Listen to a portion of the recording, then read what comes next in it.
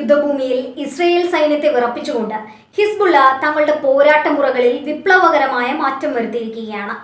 Ukraine Russia യുദ്ധത്തിൽ Russian സൈന്യം വിജയകരമായി പരീക്ഷിച്ച ഫസ്റ്റ് പേഴ്സൺ വ്യൂ കാമികാസെ ഡ്രോണുകൾ ഇപ്പോൾ ദക്ഷിണ ലെബനനിലെ കുന്നിൻ ചെരുവുകളിൽ ഇസ്രയേൽ ടാങ്കുകൾക്കും സൈനികർക്കും നേരെ യമദൂതരായി അവതരിച്ചിരിക്കുന്നു.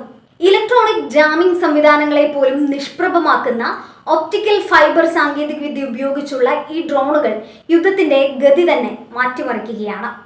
കഴിഞ്ഞ മാർച്ച് 2 മുതൽ ദക്ഷിണ ലെബനനിൽ നടന്ന ശക്തമായ ഏറ്റുമുട്ടലുകളിൽ കുറഞ്ഞത് 10 ഇസ്രായേൽ സൈനികർ കൊല്ലപ്പെട്ടതായാണ് റിപ്പോർട്ടുകൾ സൂചിപ്പിക്കുന്നത്. ഇസ്രായേലിന്റെ അഭിമാനമായ മെർക്കാവ ടാങ്കുകളെ പോലും നിഷ്പ്രയാസം തകർക്കാൻ ഈ ചെറിയ ഡ്രോണുകൾക്ക് സാധിക്കുന്നുവെന്നത് സൈനിക വിദഗ്ധരെ അമ്പരപ്പിക്കുന്നുണ്ട്. സാധാരണ ഡ്രോണുകൾ റേഡിയോ തരംഗങ്ങൾ ഉപയോഗിച്ചാണ് നിയന്ത്രിക്കപ്പെടുന്നത് എന്നതിനാൽ അവയെ ജാമറുകൾ ഉപയോഗിച്ച് തടയാൻ എളുപ്പമാണ്. എന്നാൽ കിലോമീറ്ററുകളോളം നീളമുള്ള അതിസൂക്ഷ്മമായ ഒപ്റ്റിക്കൽ ഫൈബർ കേബിളുകൾ വഴി നിയന്ത്രിക്കപ്പെടുന്ന പുതിയ ഡ്രോണുകളെ തടയാൻ ഇസ്രായേലിന്റെ പക്കൽ നിലവിൽ കാര്യക്ഷമമായ പ്രതിരോധമൊന്നുമില്ല.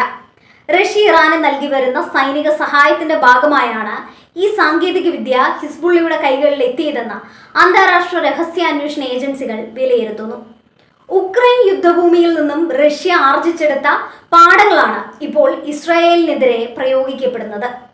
റഷ്യൻ ഇൻസ്ട്രക്ടർമാരുടെയും വാഗ്നർ ഗ്രൂപ്പ് പോലുള്ള സ്വകാര്യ സൈനിക വിഭാഗങ്ങളുടെയും സഹായം ഹിസ്ബുള്ളയ്ക്ക് ലഭിക്കുന്നുണ്ടെന്ന യുക്രൈനിയൻ റിപ്പോർട്ടുകൾ ഈ സംശയത്തിന് ആക്കം കൂട്ടുന്നതാണ്.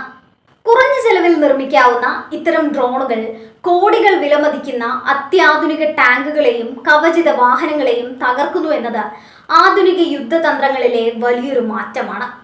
ലഭ്യമായ ദൃശ്യങ്ങൾ പ്രകാരം ഇസ്രയേൽ സൈനിക പോസ്റ്റുകളിലേക്കും മെർക്കാവ ടാങ്കുകളുടെ ദുർബലമായ ഭാഗങ്ങളിലേക്കും ഈ ഡ്രോണുകൾ അതിവേഗത്തിൽ വന്നിടിക്കുന്നത് കാണാം.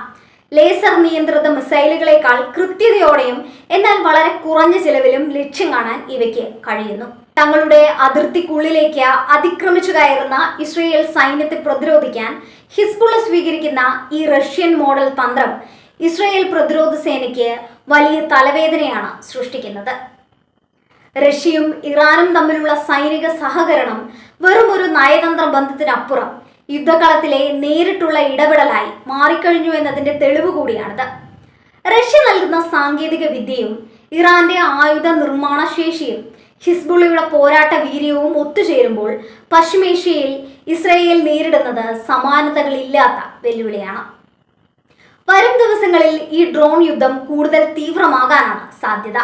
ഇത് മേഖലയിലെ മൊത്തം സുരക്ഷാ ക്രമീകരണങ്ങളെയും പുനർചിന്തനം ചെയ്യാൻ ലോകരാജ്യങ്ങളെ നിർബന്ധിതരാക്കുന്നുണ്ട്.